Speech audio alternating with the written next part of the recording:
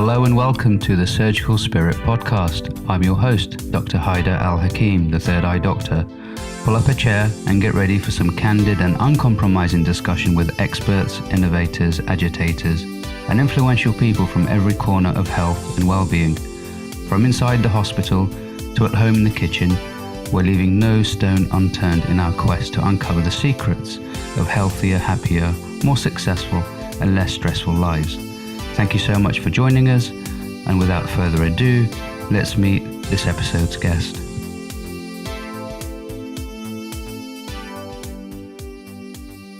Hello Serena, how are you? I'm doing well. How are you doing, Haidar? I'm very well. It's I'm very interested about this podcast because I've always been fascinated with magic, and it's a topic that fascinates all of us because it's this sort of the unknown, the mystery, and we like mystery, don't we? We do. So what got you started in this sort of mysterious, magical world? Well, I would say it would be going back to when my uncle, who was 11 years old and I was about 4 years old, showed me my first card trick. And he performed the trick, and I really liked it. And then a couple times after getting together, he showed me how to do it, and I really enjoyed doing it. So I wanted to learn more, so I studied books, and I sent away for a book. That's what it was. Sent away for a magic book. It was 50 magic tricks. They were real simple tricks to do, and I learned a few of them. Some of them just didn't make sense to me. And I got interested in it, and then when I was 7 years old, I did my first magic show. Oh, what was that like? That was very fun. It was in the backyard for friends and family. I got paid, so at 7 years old, I was a professional. And I did some magic. I did some shows. Throughout my life, I've gotten involved in it. I had a business doing magic for quite a while, and I just, like you talk about burnout. I just kind of felt like I wanted to do something else, so I got involved in business, and then I was really working with the hypnosis and I'm working full-time as a magician at the Safe House Magic Bar. And it's a restaurant called the Safe House in Milwaukee, Wisconsin. It's internationally known, and it's a restaurant for spies. You have to know the secret password to get in, otherwise you have to do an interrogation, which is basically they have to do what we tell them to do and make them do funny things while people watch them inside on the camera. And one of the things I do is I call that hypnosis skit training, because I'm also a stage hypnotist and certified clinical hypnotherapist, master practitioner in neuro-linguistic programming, and an all-around fun kind of girl. Well, yes, you've done so much in your life, that's for sure. Is there a kind of coming together of magic and hypnosis? Do they sort of marry together, or is it sort of separate? I think they're very similar. I actually do. I learned this from when I was a kid in high school. One of our students he did a talk, like a 10-minute talk on hypnosis, and he had us do the hypnosis, and I watched the students following along. I wasn't really listening to what he was doing. I did it for a little bit, and then I opened my eyes because I was too intrigued. And I looked around the room, and he's saying, like, raise your hand up and closer to your face. And I'm watching the kids just do it. And that was kind of incredible to me. And I was interested in the magic at that time, too. When I got out of high school, I went into the military. Now, I need to let you know also, I'm transgendered. I'm male to female transgendered. When I was in the military, I presented myself as male, and like many people do that are transgendered, this didn't come about in me. I didn't start presenting myself as female until later on in my life. So back then, and I had when I joined the Air Force, I did let them know that I was transgendered, and at that time I was doing aerial combat motion picture photography. I was traveling all over the world, having a great time, and when I got out of the military, I did a lot of odd jobs, and then I wanted to get on to doing TV and movies. And the way I was getting involved in it was doing comedy magic. And as I was doing the comedy magic, I met some hypnotists, stage hypnotists, that did shows on Sunday nights at one of the clubs that I performed at a lot. So I talked to the hypnotist that was performing at the time. He was the first one, and I got to be the MC. So as each one of the hypnotists would come in, I would be the MC and I would open for them. And then I'd sit back in the audience and I'd watch their show, and I started learning about hypnosis, and I became very interested in it. And what I had realized with my magic and what I was learning about hypnosis is that there's that moment when you're doing hypnosis. I'm sorry. There's that moment when you're doing magic, and it's like you're showing them something, and all of a sudden, poof, the magical moment happens. One card turns into another. The tiger appears. Whatever the illusion is, when that happens, there's a switch that's flipped in their mind that goes, what? And it's like a confusion. What I found out is what they do is what's called a transderivational search, where their mind starts looking for an answer, but there's no answer to what just happened. That card was a spade, and now it's a heart. How did that happen? So the mind starts searching, and then the thing that I found out is if you are talking with someone, if you do this with the magic, and you make this change in their mind, and they're looking for an answer, whatever you say at that point will be the answer that they accept. So I would do a magical performance. I get that moment where their brain just goes, wait, and starts looking for the answer, and I say, I've shown this to I showed this to a friend of mine, and he thought it was the most amazing thing he ever saw. So the thing is, a couple days later, how much do they remember of that? They remember 20%, they forget 80% of it. And my hope is that I put the emphasis enough on the fact that my friend saw that and he thought it was the most amazing thing. So when he tells other people about the story, he's going to say, a friend of mine showed me this really cool magic trick. It was the most amazing thing I ever saw. He had a card and it changed to a different card. So that's what we do when we do sales, when we do hypnosis, when we do magic. We're looking for that moment where they open up, and then we can help them with whatever they need to do, whether it's sell them the right product or show them something that's so amazing that they had the greatest time with it, or whether it's something where they come up on stage to do some hypnosis and they have a blast doing it, feel really good afterwards, or whether they come in for a clinical session and have come in for hypnotherapy and quit smoking, lose weight, overcome fears and phobias, whatever it is that they want to do. And any way you do any of that, it's very rewarding for myself and for the other people. I mean, it's very interesting when you said that you're essentially suspending the mind and getting into the, underneath the mind or above the mind, but it's not where the mind is.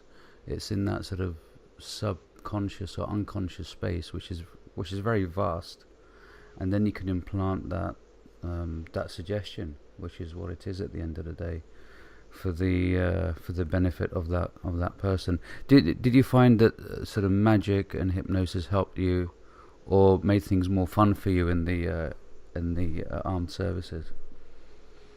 Oh yeah, I would do shows while I was doing that. Mostly while I was in the military, I was focusing on my motion picture photography. It was a way of telling stories. And I'm going to give a really good point here. When we would film, the camera itself was called an Airflex camera, and it held 3.5 minutes of film in it. Mm. So what I would, and the film that I was shooting was exercises and events that the military was doing, whether they were testing a missile or they loaned us out to the Army, and we would go across Europe in the Reforger project, which is an exercise that the military does, where we join forces with all the militaries in Europe.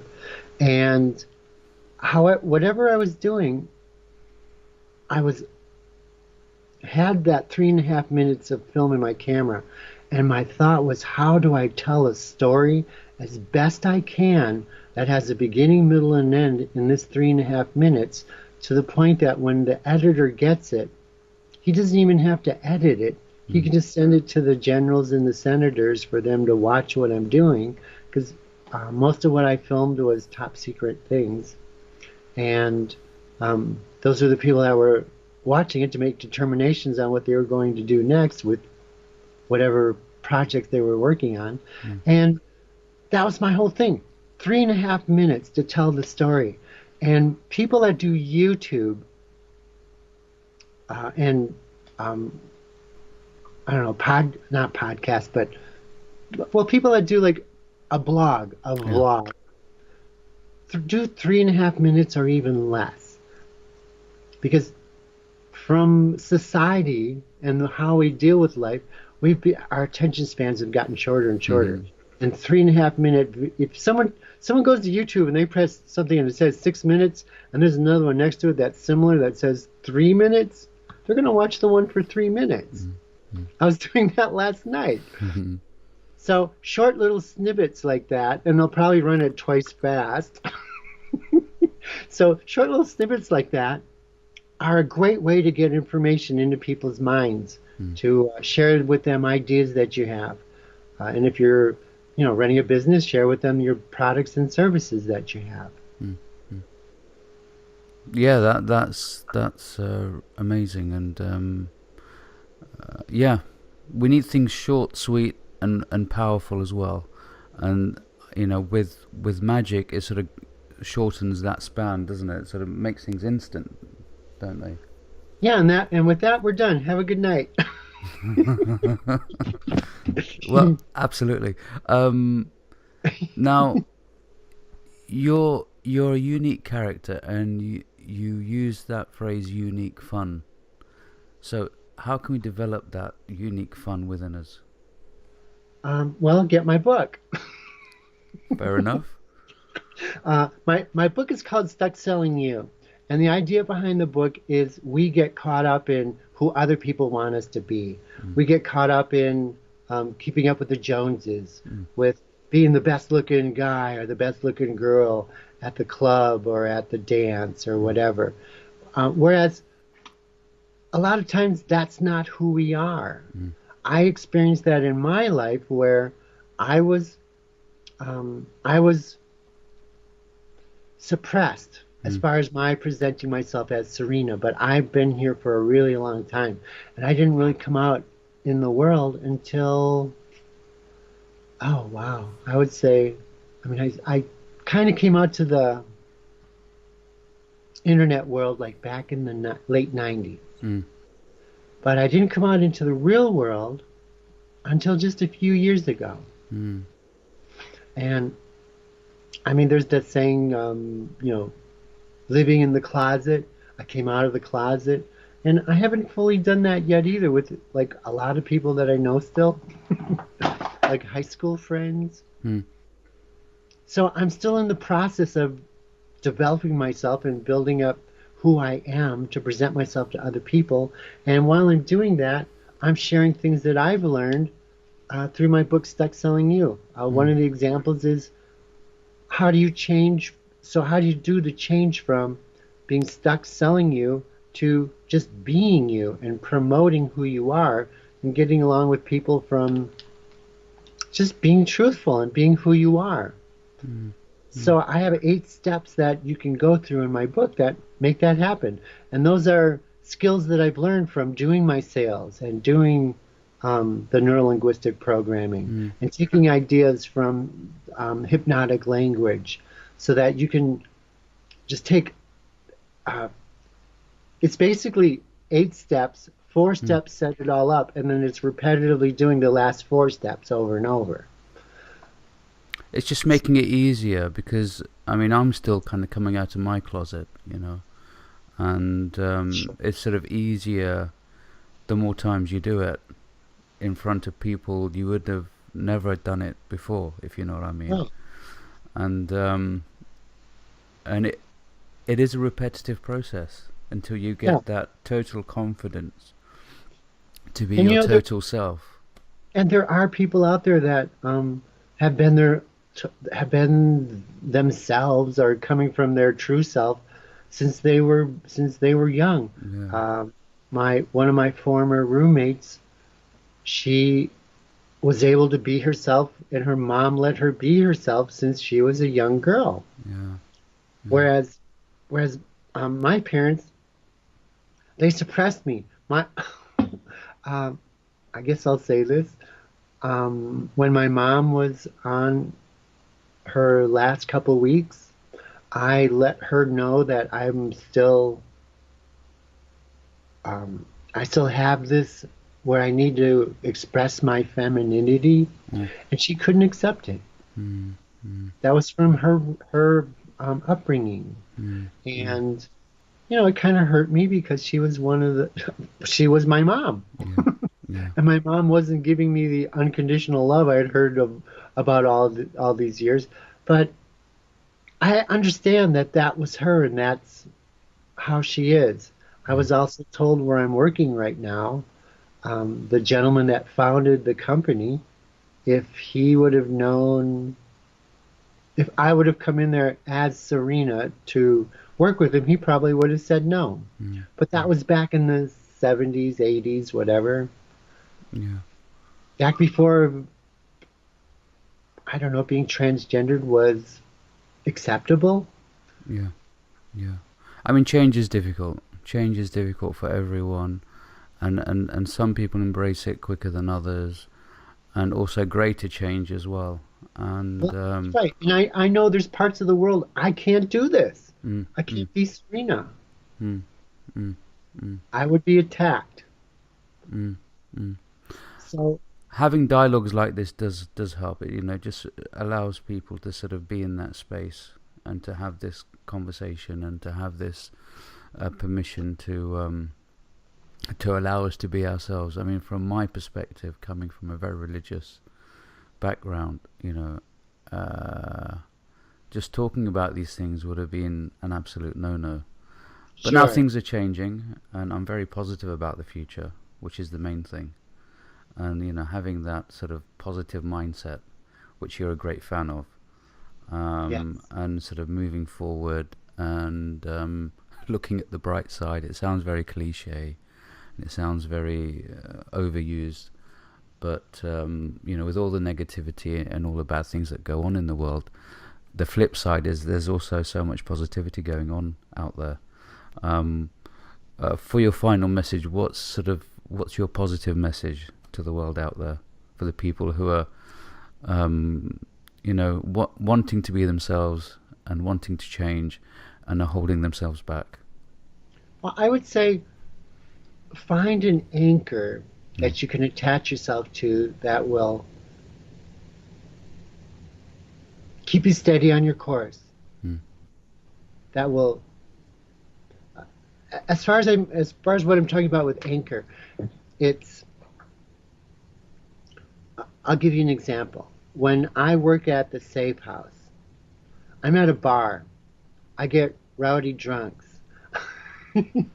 I get kids. I'm performing magic for the kids at a bar. Yeah, go figure. So I have all different kinds of people that are there, and I have people that are hecklers, and they come at me, and they say things that would upset most people, I guess.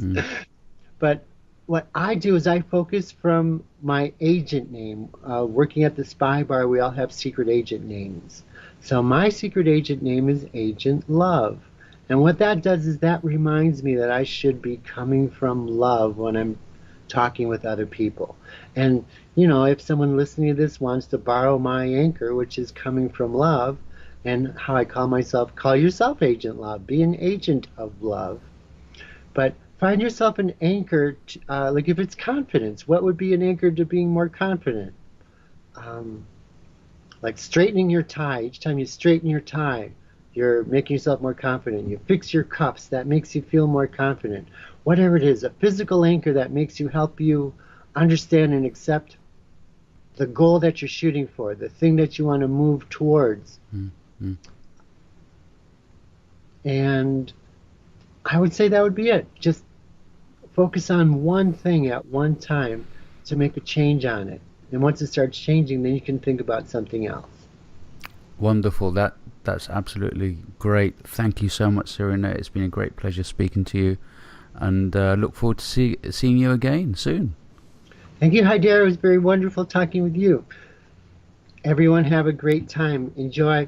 And as I say at the magic, at the safe house, good luck on your missions, agents. Bye-bye.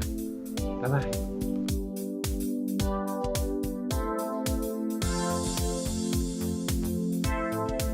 Thanks for listening to this installment of the Surgical Spirit podcast.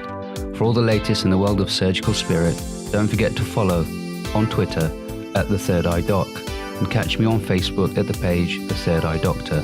You can visit the website at www.thethirdeyedoctor.co.uk for more information on the work that I do. And please send us feedback and questions and suggestions for the podcast. It's always a pleasure to hear from you. I've been Dr. Haidar Al-Hakim, and I'll see you next time.